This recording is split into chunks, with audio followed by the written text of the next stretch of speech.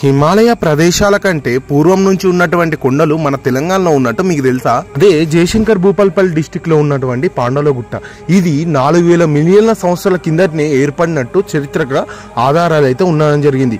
ఈ గుట్టలోకనైతే మనకు పాండవులు పూర్వం ఈ ప్రాంతంలో నివసిస్తున్నట్టు కూడా ఒక కథనం ఉంది.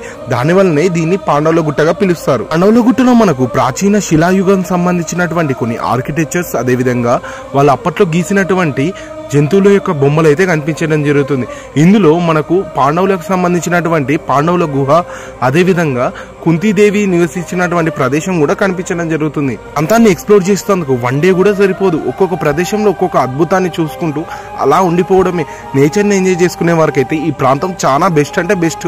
పక్కా విజిట్ చేయాల్సిన ప్లేసెస్ లో ఇది కూడా ఒకటి. హాలిడేస్ లలో వన్ డే ట్రిప్ పెట్టుకుందాం అని అనుకుంటే ఇక్కడికి వచ్చిందంటే మీకు చాలా అంటే చాలా ఎంజాయ్మెంట్ గా ఉంటుంది. అయితే మీరు ఇలాంటి ప్రదేశాలకు ఇంత ముందుకు వెళ్ళారా? అదేవిధంగా వారి